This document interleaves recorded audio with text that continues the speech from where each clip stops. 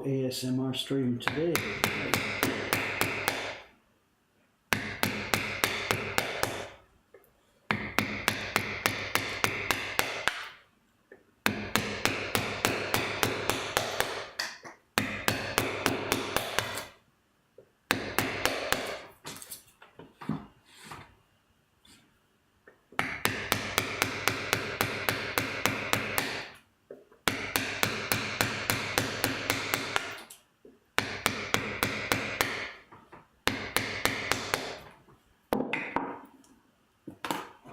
So, who's here? Good morning, good morning. Lift off. So, it's going to be noisy for a while. You know how it's going to work. I'm going to clear first, then we'll get the quiet chisels going. So let me just get to it. Jacques-san, good morning. How are you doing? Haven't seen you here for a while.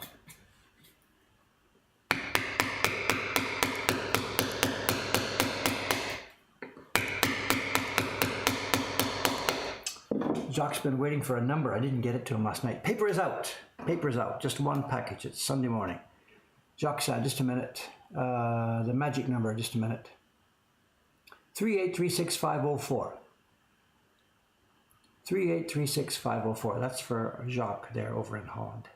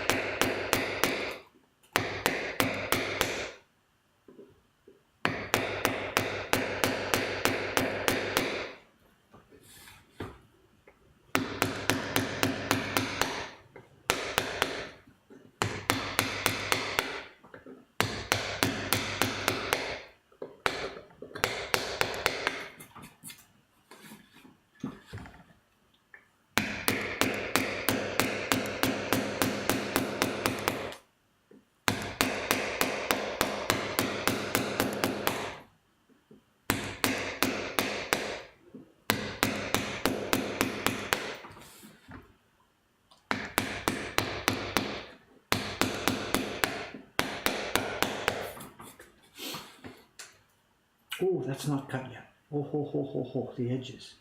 Soka, soka.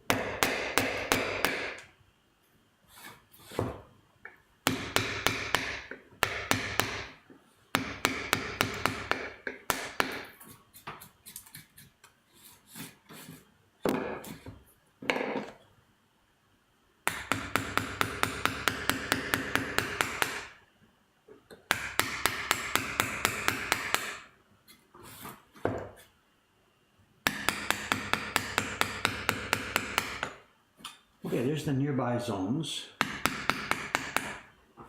For those of you new to this, line cutting came first, cutting all the lines. Now we've cleared nearby. Now we'll use a bigger chisel, more noise, and we'll clear another 2 centimeters away. Then when I'm done that in a couple of minutes, we'll go back and finish off the inside. So we get about 2-3 minutes more of noise, and then it'll be a quieter stream for the next half hour. So a couple more minutes of noise.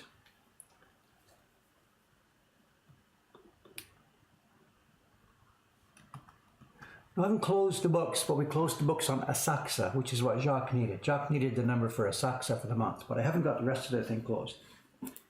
We can't close the month until Cameron gets back. He's off today, it's the weekend. This is noisy. Sorry, it'll be a couple minutes, that's all.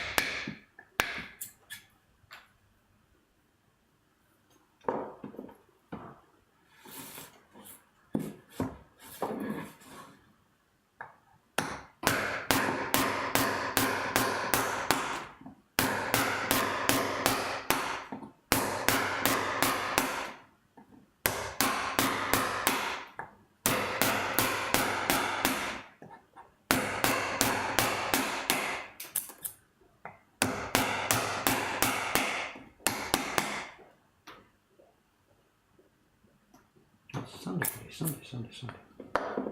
No shoes on Sunday.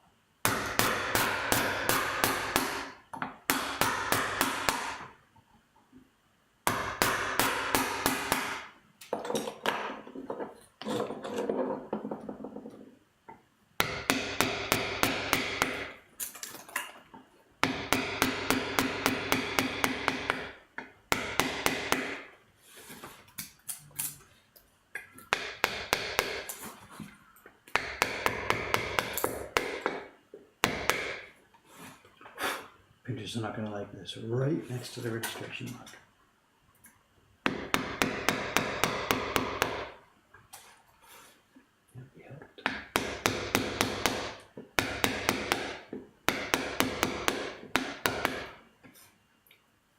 Okay, that's enough noise, I think.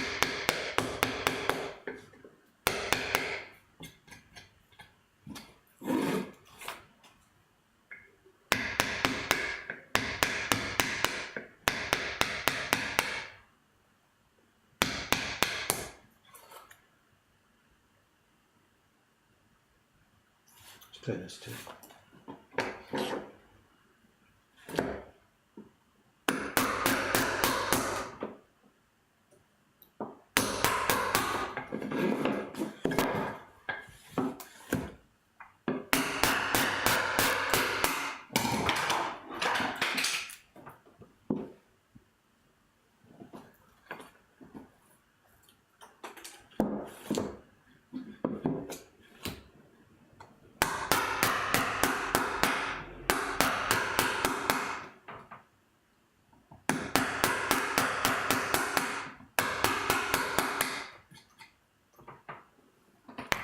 Okay. I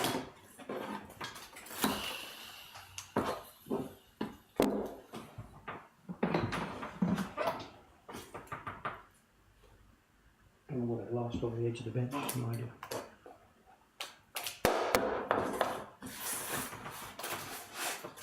Okay, enough noise, enough noise, enough noise. Let's get some quiet work done. Third and final step of any block is the in-between clearing. Line cutting came first, clearing came second, and now we clear out the in-between.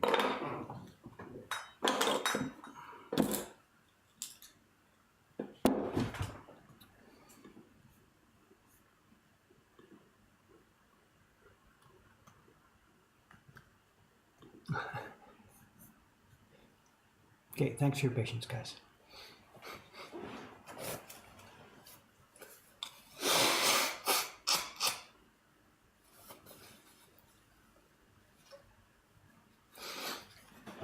The number Jacques is talking about here, I know some months back, I don't know, 3, 4, 5 months back, I posted about our ongoing results. We opened a new floor downstairs. We weren't sure what was going to happen. Jacques works in statistics at some level. So he did some analysis based on our 4 years history here in the shop, plus some uncertainty stuff. We opened a new floor downstairs. We had YouTube views. We had a movie playing on airplanes. He threw a bunch of stuff into the mix and stirred it up and gave us a prediction. And I forget the exact thing. The number he gave us for September was exactly on. The number for October, he was low, we were high. And the number he gave for November, we were low. It just shows how much, a little bit unpredictable this is because of the new factors in our business. So many things have changed this year. The movie, the new shop, all that kind of stuff. But actually, even with all those, what's the word, unpredictable things, Jacques has been very, very close. He's given us a range and the business has stayed actually quite within the range of what he predicted.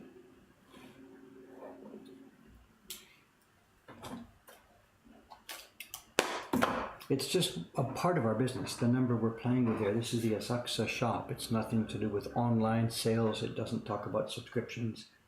It's just one of the 3 facets of our business.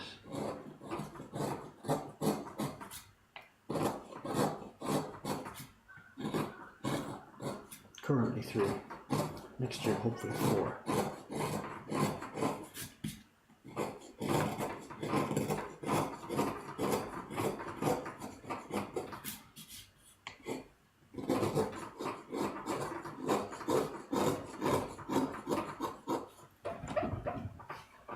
Creaky old bench.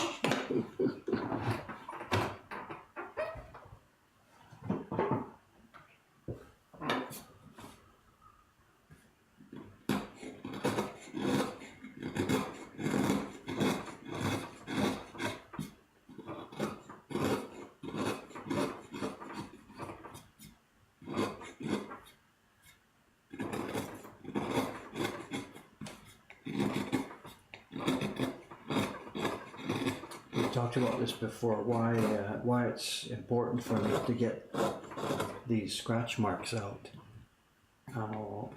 This area won't print. This is the bottom of the ocean. It's the land masses that will print, not the oceans. But if there's too much roughness down in the ocean area here, then when we're rubbing our pigment over the block, it accumulates here. It builds up, and it makes islands that actually start to touch the paper. So best practice is to keep the bottom of the oceans here quite smooth. They don't have to be perfectly smooth, but they've got to, in a condition where they don't to catch too much pigment. If you're only making a few copies of a print, and modern printmakers usually don't do this, they leave the grooves. But they're only making, whatever, 5, 10, 20 prints. It doesn't matter because the stuff doesn't build up. But when you're making hundreds and hundreds and hundreds and hundreds of prints from a block, this becomes a really important thing.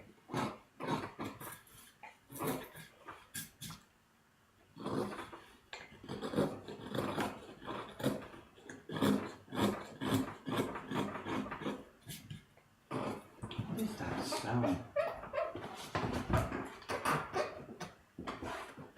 They were just wood on wood.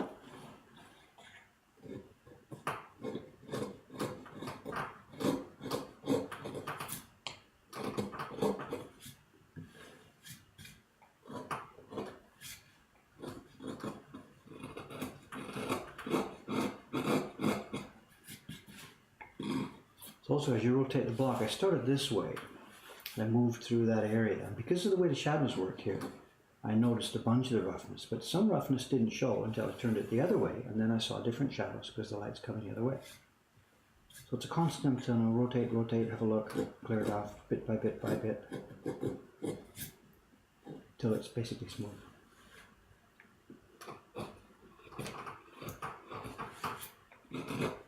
It's one of my favorite tools, this one. Absolutely my favorite tool. This is actually not a traditional tool. The traditional tools are all the type with the opening handles and stuff like that. We can't make those too wide. It just doesn't work with an open handle when it's too wide. So for the wider one here, what is this, 12 millimeters? I switched to the SoulCycle type of chisel. This is a 20th century chisel. It's two pieces of wood with a blade laminated inside, and you don't pull it out as you sharpen it. As you sharpen it, the blade gets shorter and you cut the handle back. And this would have been originally, I don't know, somewhere about that long, a bit longer than this. And it's come back and back and back and back from the front, and there's probably not much left in it now. I have no way to tell. I didn't make this myself. I have no idea how much steel is in here. It won't be back this far. If we had an X-ray machine, I could tell, but I have no way. So we may not have too much life left in this one. But it's been a real pleasant companion for many, many, many, many years. I love it. One of my favorite tools on the setup here. Maybe it'll survive to the end of my career. Who knows? How many years have I got left? Who knows? Compared to my tools, which will last longer?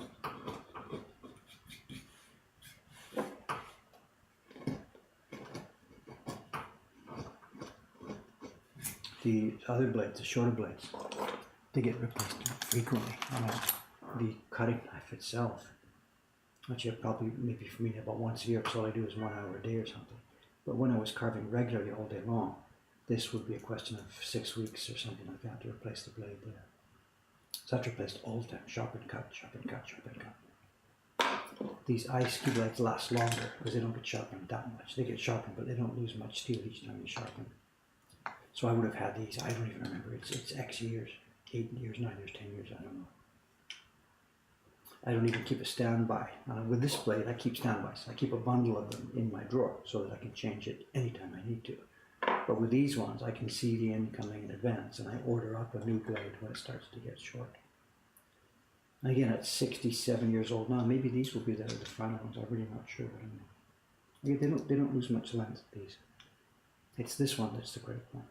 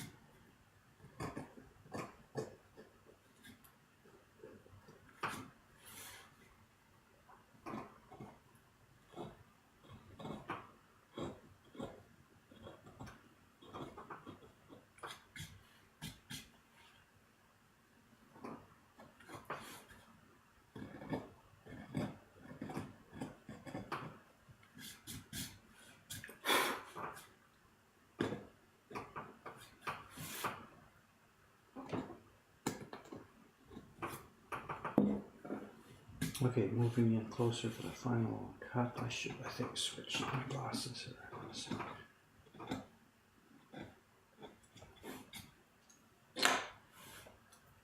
Get rid of these. And pull in. Oh, the microphone's still in the front place. Where's the microphone? There. Okay.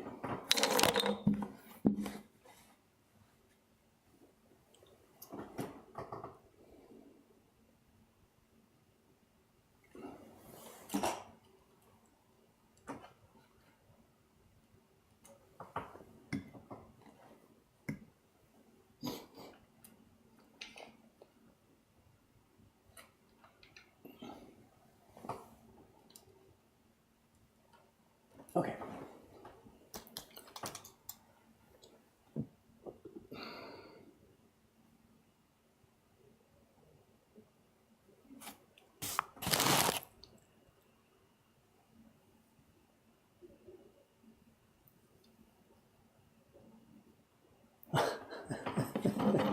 The cloth.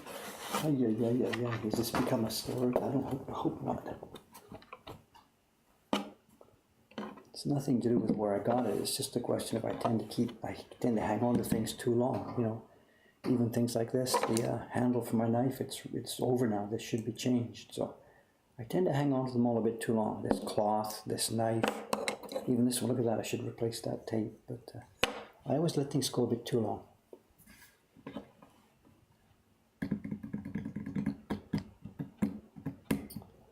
Does it make a difference if you were to mix nori paste to pigment instead of putting it on the block? Yes and no. At any given moment, you could mix in the cup, put it in the block, or you can put them separately on the block, mix on the block. By putting them separately onto the block, that allows us to control the amount of each one. If you knew in advance how much the mix was going to be perfectly for every single impression all the way down the line, you could mix it in the cup. But we can't. So just by mixing it on the block, one by one, we put a bit more of this, bit more of that, bit more of this, bit more of that. We adjust them one by one as we go. And that's why the pigment and the paste goes onto the block separately. Because there's no way to tell in advance of doing a rubbing how much you need of each one. So it's much easier just to put a dab of this and a dab of that. It's like maybe some chef, he's making soup, you get a bit of salt, you get a bit of this, you taste it, no, it needs a bit more salt, but not the other one. You can't mix all the seasonings separately into a cup and then dump it into your soup. You add them bit by bit each one. So that's why the paste and the pigment is on the block separately. Does Japan have any barbers? Yes, they have a barber. The one I go to is out in Ome. I'm going to her on Tuesday, so give me a couple more days and I'll get my hair cut. Is that my mother commenting?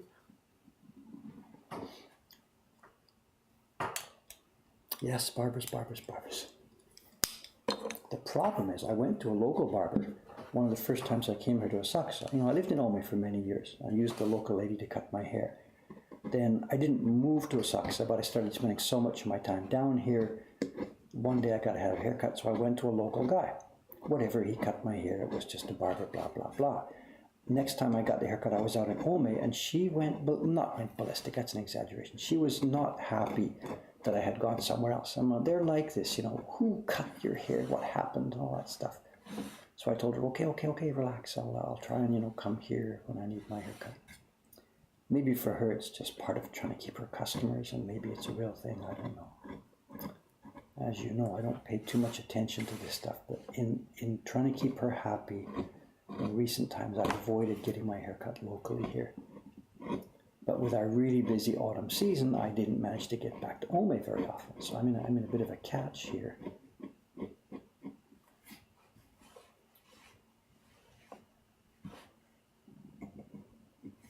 Anyway, I'm back there on Tuesday.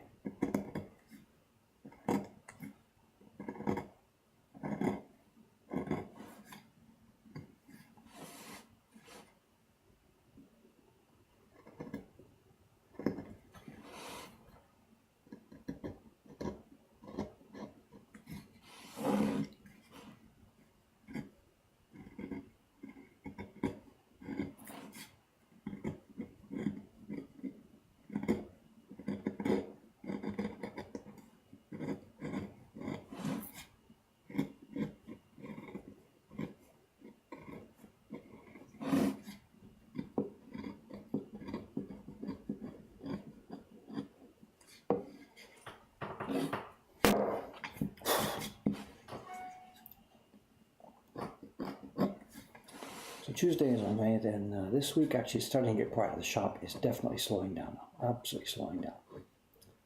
So the plan for me for the next week, I've got to finish this set of blocks. We're now 2 away. There's 2 more blocks on this set, and I've saved easy ones for the end. So what's today? Today's Sunday, so tomorrow on this stream I'll probably be carving one of the easier final blocks. There's 2 more to carve. And the blocks should then be finished in a couple of days.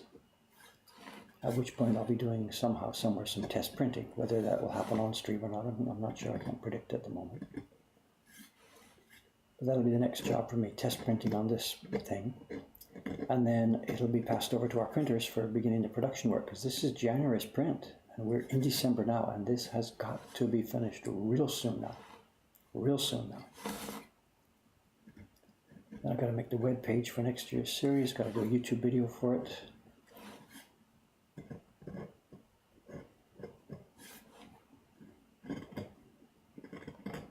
I'm not living dangerously.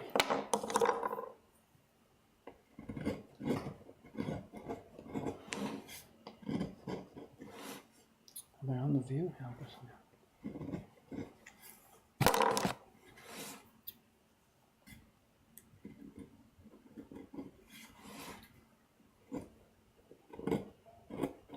The gift season stuff is working really well. The orders are flooding in still for the last few days. We're at the last on a deadline before the Japanese guarantees mailing for overseas sometime for Christmas.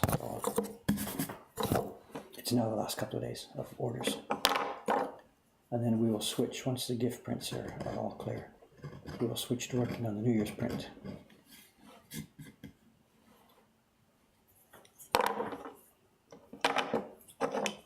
Which goes to friends and associates here, steady customers, subscribers, and Patreon supporters.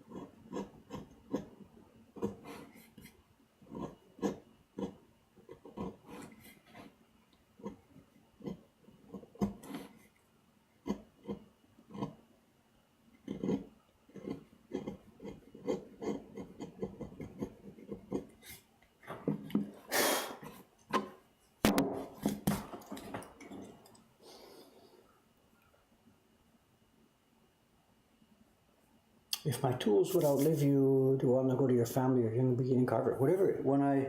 The ideal is by the time I leave, this business here will be quite flourishing. We will have 3, 4, 5, 6 carvers, have a number of printers. My tools will just go into the bucket here. Other people in the business here will use them. We have other carvers working here now. There's Kawasaki-san, John-san. They're working for us now. They will just use my tools as they wish. My daughters wouldn't be interested at all, nothing. My daughters are just hoping all my stuff, my blocks, everything just is taken care of by the company.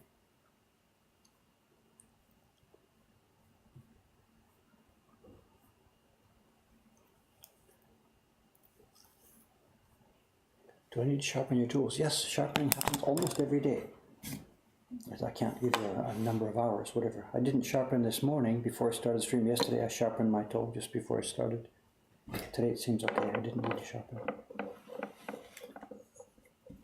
How often to sharpen is no single number. It all depends on the hardness of the wood you're doing and how hard you're driving the stuff and how much you're clearing at any given time. Sharpening is a constant part of every day's job. The sharpening stone is sitting right beside me.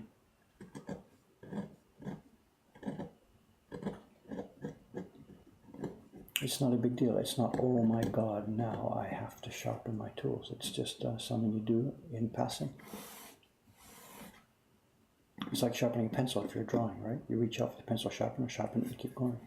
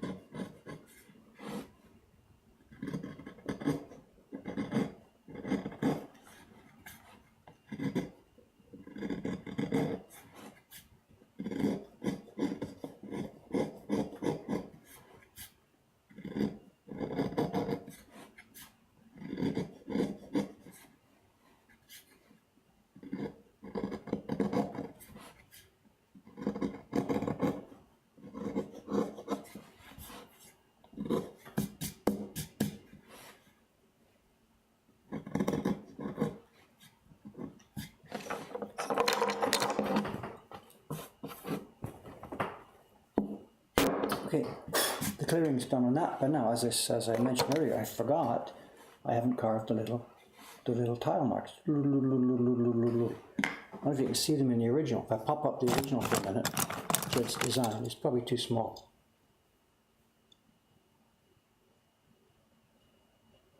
Where's the, here it is, here's the original. No, you can't see it. If I turn the same orientation,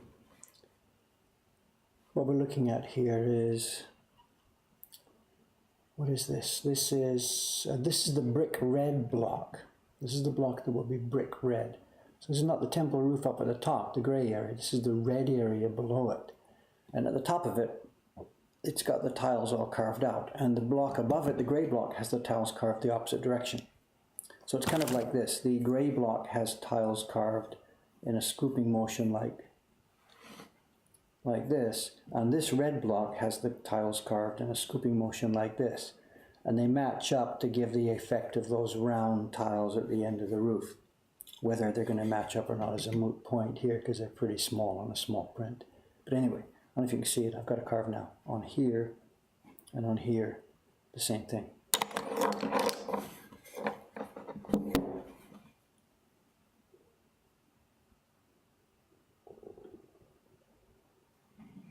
Do I teach these techniques? No, I don't teach at all. I'm sorry. We're extremely busy just making prints. There are options available in Japan for people teaching this, and they're growing all the time. There's 3 or 4 places. I know in Tokyo here, my friend Asaka Motoharu teaches printmaking at the Takumi Hanga workshop. And somebody can find the link. It's Takumi Hanga, Takumi Hanga.com. They have an English page, and he doesn't speak English, but he has among his students now numbers of people who speak all kinds of languages, and they're helping the other students get along. One of the women working here for me on Wednesdays, Audrey-san, speaks English and French, and she works with him. She's a student at his place, but also helping with the beginner students. So if you drop an email to Takumi Hanga on through their website, that's option 1. Option 2, it's just opening. I don't think he's ready yet, but Terry McKenna, McKenna,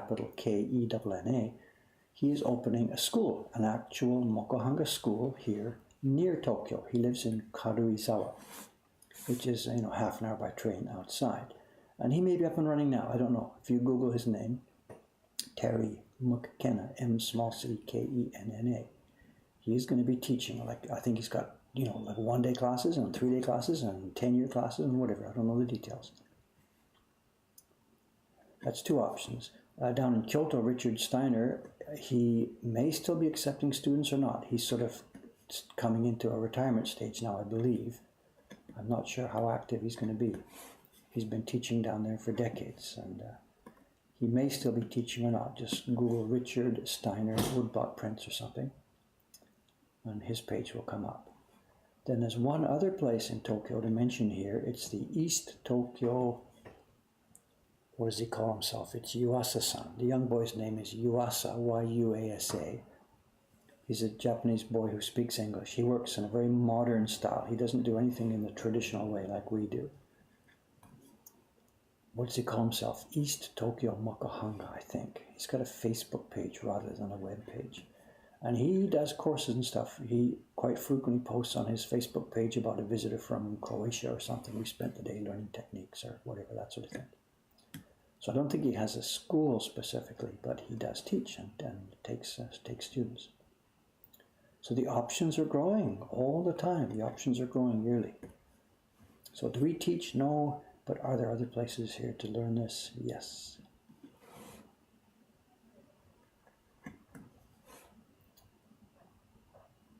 Did you guys get those links? Somebody's got one, takumihanga.com, that's the first one.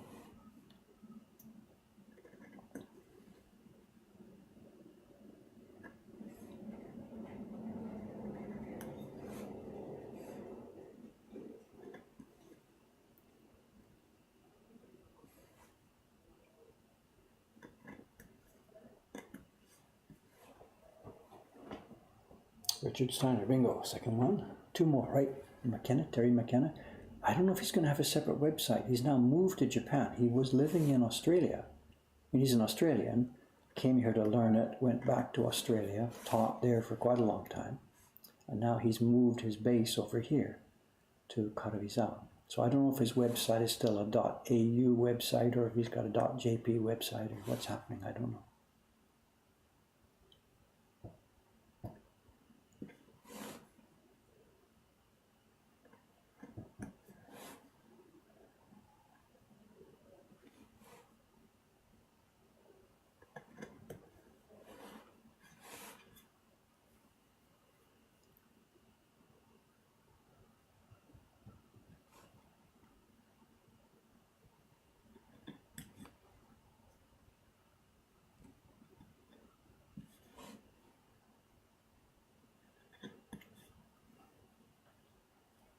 There's US. I got them all 4. Thank you very much, gang. The chat comes through again. Thank you.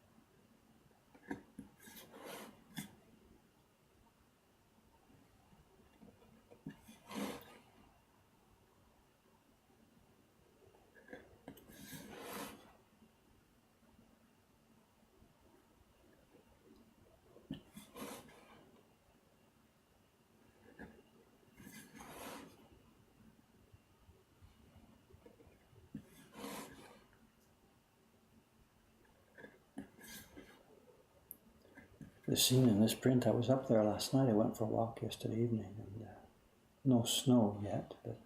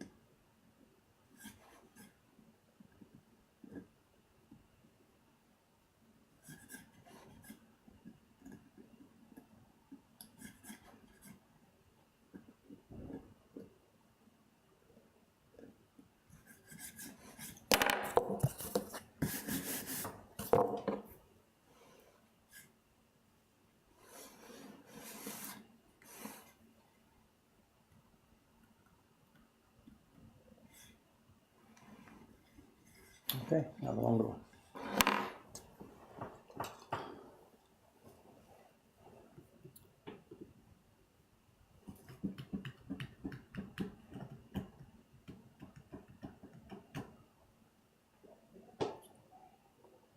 If you're going to start an apprenticeship, who would I lean towards? I don't know. I mean, there's only one answer there. If you're intending to become a carver in a traditional style, you know, the old ukiyo-e stuff, and do that, years and years and years of work and preparation, then Takumihanga is the only place there who knows those techniques. The other three places I mentioned are all younger, 20th century, not traditional. Richard and Terry and Yuasa-san, they're all 20th century people working in different kinds of jobs. They don't perhaps even know many of the traditional techniques. So if it's the old school stuff, then only one of those people on that list knows those things, Asuka Sensei. But if it's just you want to muck around with wood and do it like the 20th century guys do, then yeah, any of the other three guys, they're all good people who know what they're doing, who want to share their techniques. Somebody's talking at me. Ohayou gozaimasu. Are we that time? What is it? Oh, not even 9 o'clock yet. Well, anyway, nobody came in. Was it a delivery?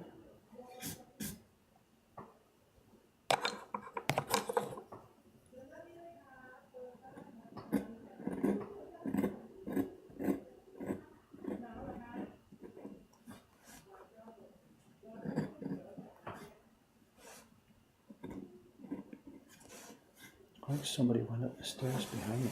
What's going on? Is it a delivery? Went the wrong way?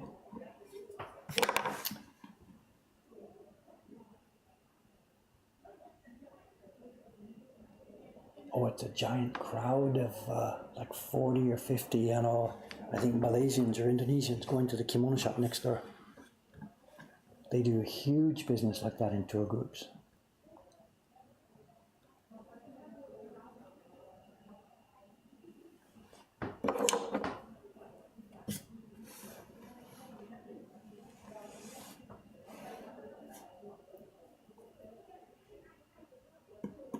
The thing is, they block our entrance, you know. They don't really care much about stuff like that. Different Asian societies have different rules about, you know, social behavior and stuff. And they will stand there, 40 of them or 50 of them, totally blocking all the nearby shops. And they don't even think about it or care about it. Just different cultural rules, you know.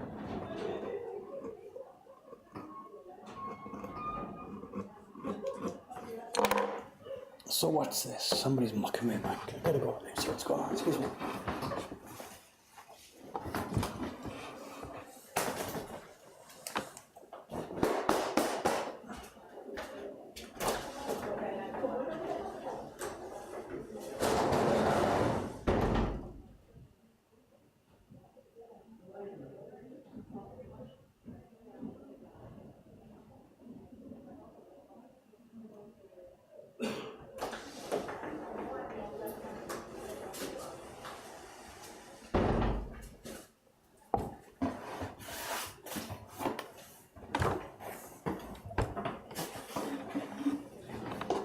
Yeah, it's about 40, 50 of them. I can't, Indonesia or Malaysia, I don't know the difference. I can't tell from the language the difference. They're waiting for the kimono shop. That shutter will open in a few minutes and like 40, 50 people zoom into the shop. And then like 10 or 15 minutes later, boom, boom, boom, boom, boom, boom, out they come in their kimonos. And they gather around for photographs. And they take over the whole street here. Nobody else can move back and forth while these guys do all their photographing. And sometimes they go for a walk and out to the temple. And sometimes they don't even do that. They just go right back into the shop, change back into their clothes, and bang, they're done. So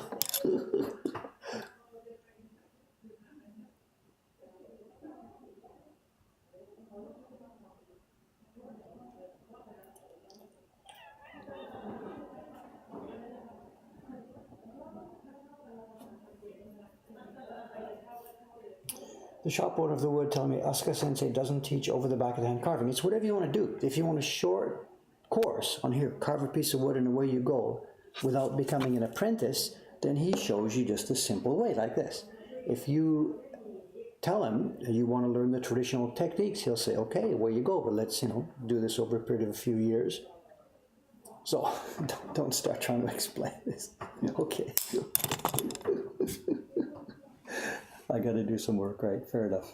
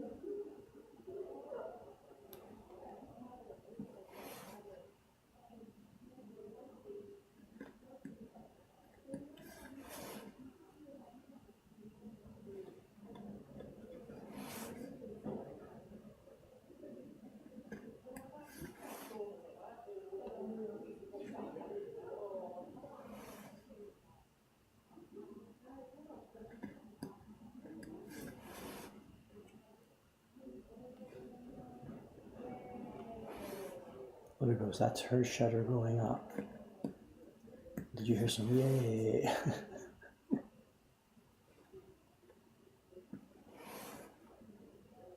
So in they go. And the staff in there now is whatever, there's 3 or 4 girls who work in there at the moment or something. There'll be more coming later in the day, I think. They've got to process those 40 people now. And they've all got to choose a kimono, learn how to wear it, get the sandals, everything else, do the paperwork, pay their stuff. The people next door must have a staggeringly efficient system for dealing with that all. Just like an assembly line, I guess. I don't know.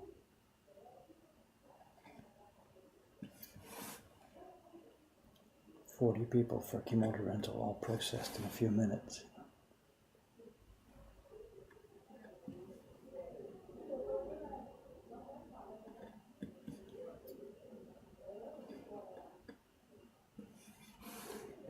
It's a company from Kyoto that's doing it.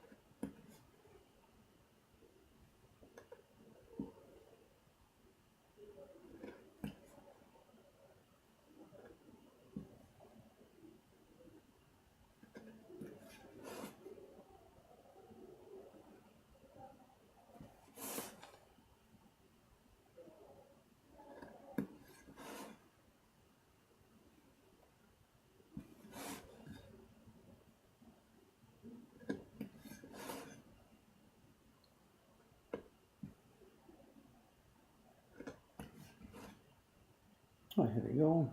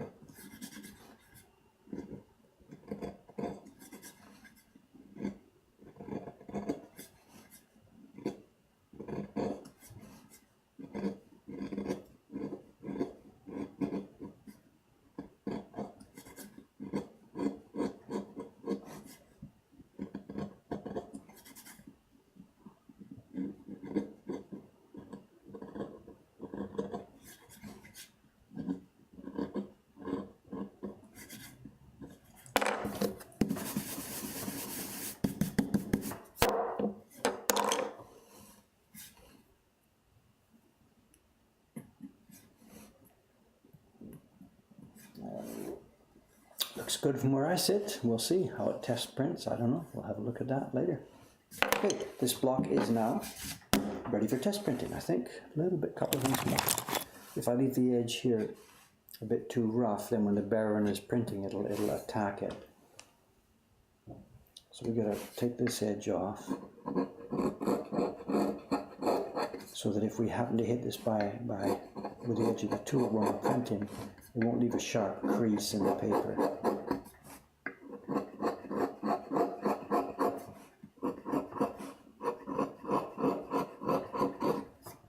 When you look at old blocks from the old days, they never do this. This is all sharp, but those printers were masters. I've learned that if I leave this sharp, our girls sometimes don't notice it. And I put a crease in the paper, and all the prints in a batch will have a crease in them. So off it comes.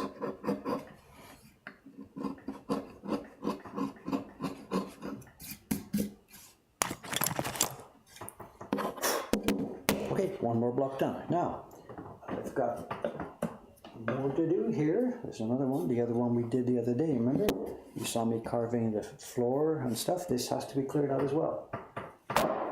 So we are not yet finished with our, we're not yet finished with our persuading today. Just when you thought it was safe to go back in the water, we're going to make some more noise.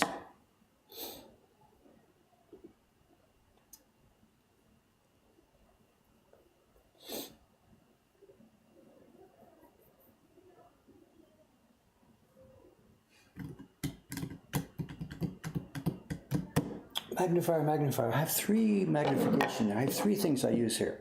Sometimes I can just carve still with no glasses.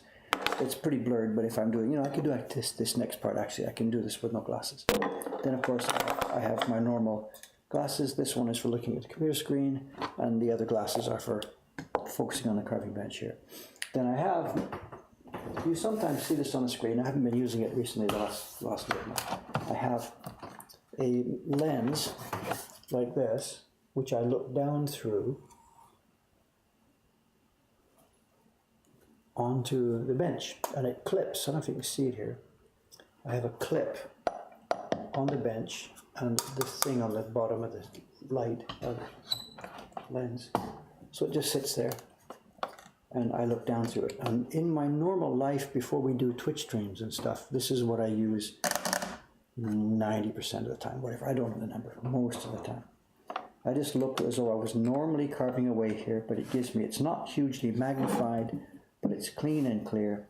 I don't use this when I'm banging because it's in the way, but I use this, the job I just finished a few moments ago, clearing that. This is what I normally use when we're not streaming and stuff.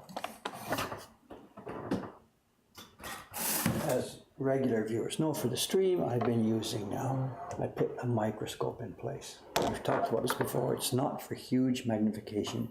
it gives me about a double magnification, but the point of using it mostly is that I don't need glasses because the left and right lens adjust independently, and it focuses on one specific spot, so I can keep the camera focused on that spot and we can get a stream done without me constantly running out of the vision area.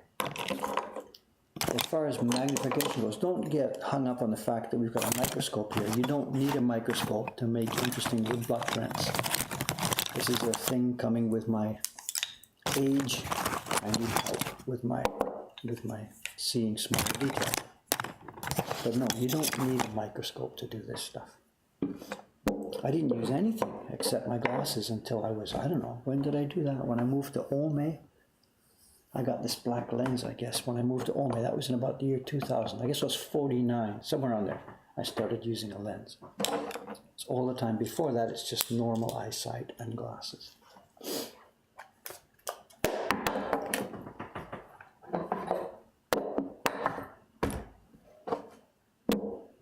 Yeah, this might be giving a total wrong impression. Japanese woodblock printmaking, microscopes, fine details. Oops, can't see the chat with those.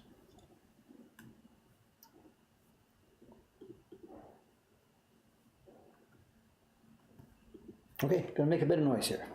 Again, same as before, just 2 or 3 minutes or 4 or 5 minutes, whatever it is, and then quietly clearing. 9 o'clock. Okay, goodbye to our quiet life for a few minutes. Am I on? Get the camera in the right place here. Should do it. Okay.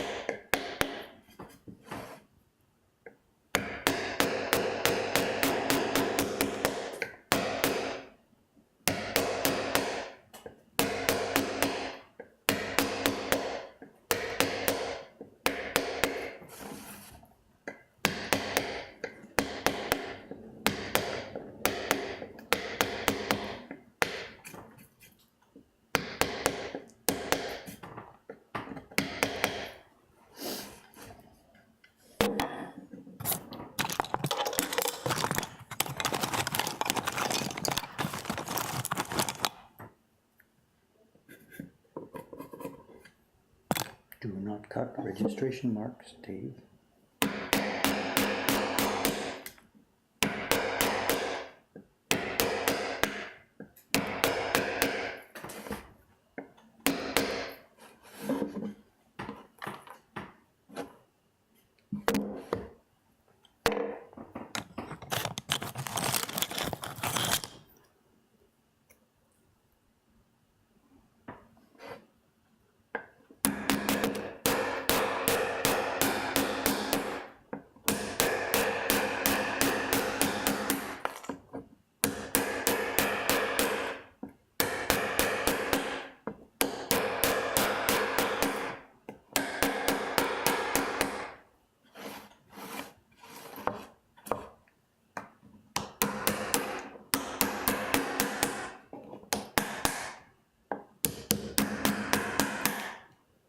Chippy, chippy, chippy, chippy.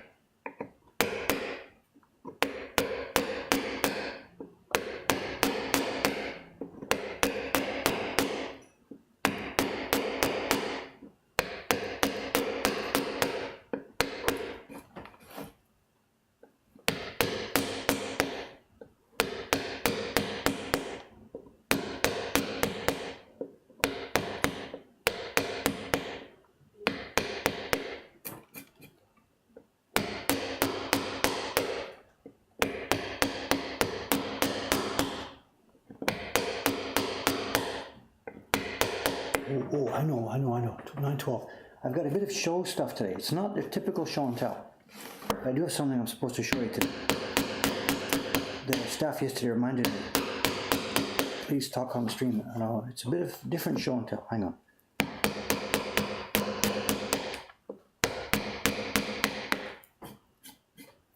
Not your typical, I know, Meiji or whatever we got.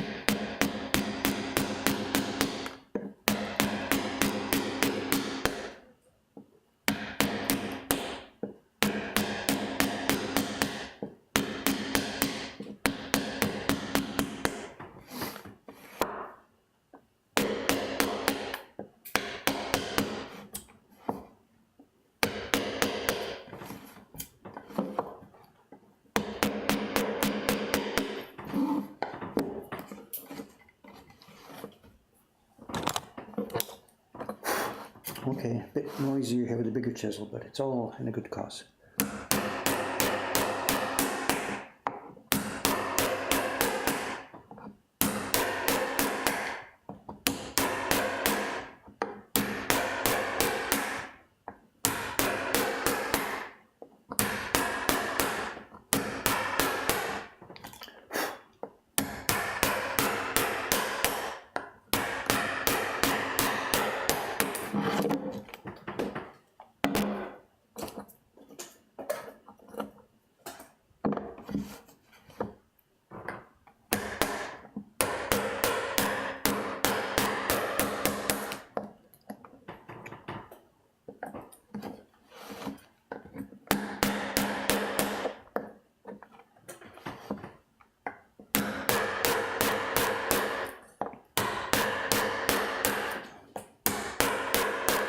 Very hard brittle wood down in this corner.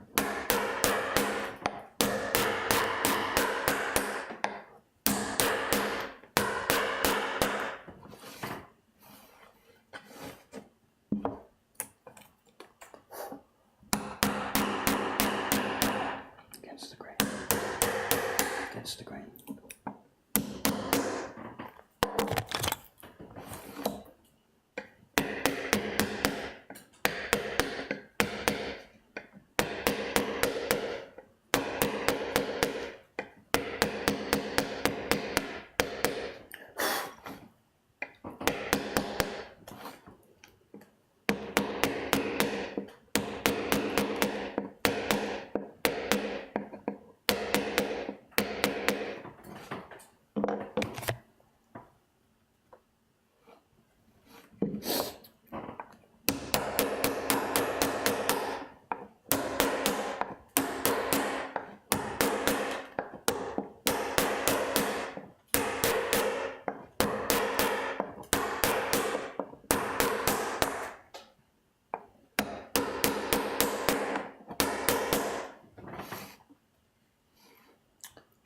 Okay, oh, yeah. Okay, I'm not quite finished this, but I'm running out of time. There's something I want to show you. I know it's not a traditional show and tell. Hang on, let me just clean up a little bit.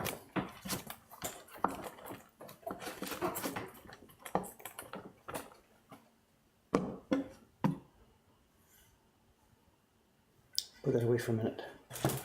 It's some prints. One of our girls upstairs, Dei-chan, the girl who's working here as a printer. She works with her partner, Chon-san, as an art, what do they call themselves when two people work together with one art thing, as an art collective or whatever, I don't know. She came to me yesterday with some prints they had made, she and him together, they designed this together. They designed it together, and he carves the blocks, and she prints them. And she brought this batch of prints over to me yesterday and said, can she, you know, and we offered, she knew what was going on. We put them in our shop. It's too bright here. And they're sort of postcard size prints, but they're not the same as our postcard size prints here. They are stupendously. I need some light. How are we going to do this?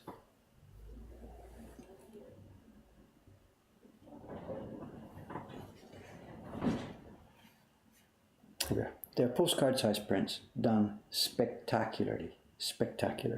They have used more kinds of gradation than we can possibly spend time on here. Like this brown gradation at the edge here, it's done at least twice. with a soft orange brown and then a darker one on top of it. So that's 1, 2, 3, 4, 5, 6. I have no idea how many gradations here. And they've used what's called the kimedashi technique. They've carved another block with a hole in it and they have pushed the paper down into the holes. This is too bright. Come on, camera, behave yourself. Without the light, it doesn't show, and maybe it shows without the light. Come on. Maybe it's okay without the light. You can see this there. So they've done four color variations. They've done it with the background in yellow, green, and purple. It's the traditional Japanese maneki neko, you know, the beckoning cat, bring money and whatever to your business. Anyway, long story short, we've put these in our catalog. We've put these into the guest corner of our shop. And somebody's got the link. It's, no, maybe I can type it easier. It's, I'll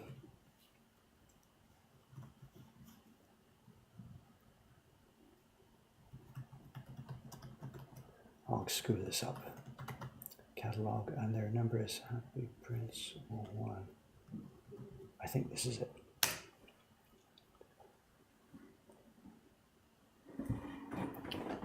And there we go. Anyway, the staff asked me to put these on the stream today. Koizumi-san, good morning, good morning. Is it that time, is it? Oh, 9:20, okay. Hey.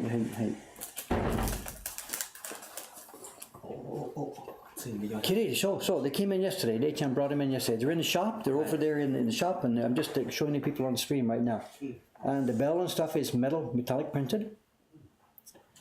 And I don't know if it shows, but the red area here, which is supposed to be a fabric collar, is printed in Nuna Mezuri.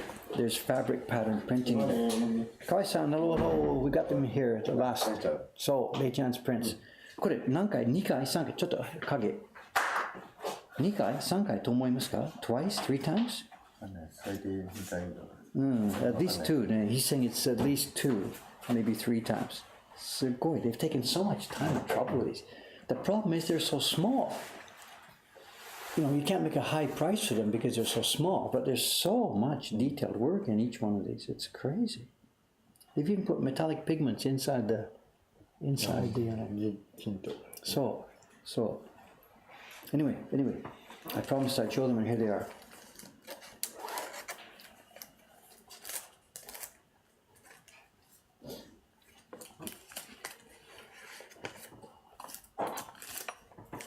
And this is a test run. You're going to see which of the 4 colors is most popular, and then go with that for the subsequent runs.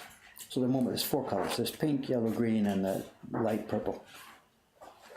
I'm very happy. They're doing fabulous work. Fabulous work. Look at this.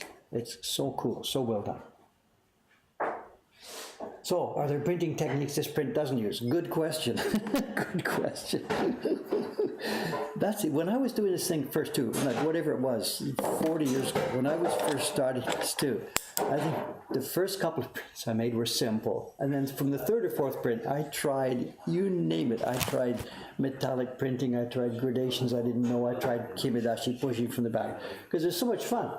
One is they're touchable. They make the print look really, really cool and neat. And then after you've done 2 or 3 prints like this, you realize it's not so important anymore. Just make interesting, good, attractive prints.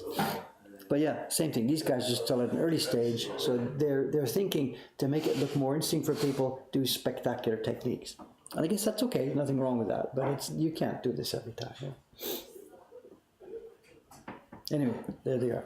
Okay, what is it? 9:21. Okay, we have to wrap this up. It's going to be a busy shop day. There's parties done. As you've seen, there's 2 staff coming here to do parties, but I've got to get in and help them with this. So, where are we? Today's Sunday. Tomorrow is Monday. There'll be a stream here, and what I'll be doing, I think, is later this afternoon, I have to finish off this block that you just saw me carving, which I seem to have lost, actually. Okay. Later this afternoon, I'll be finishing off this block, and there are 2 faces left to go on this design. If I pop it up again for a minute, there are 2 faces. Imagine taking away the temple, taking away the people. Imagine just a background block here. There's a gradation up from the bottom in gray, down from the top in a light gray blue, and there's a band gradation in the middle. I mean, a banding gradation in an orange color that has out and out at the top of the bottom. And that has to be done on 1 block. And I'll be carving that block here on the stream tomorrow, I think. Tuesday will then be off. It's haircut day and Ome day for me. I'll be back here Wednesday. And it's possible we'll be starting test printing. Although that's perhaps not true. We'll be carving the snow or something by then.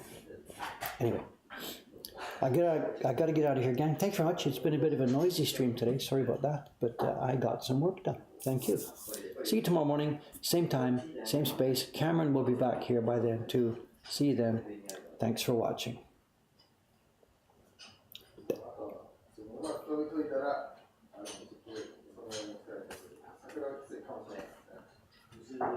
Good fun. Beautiful job.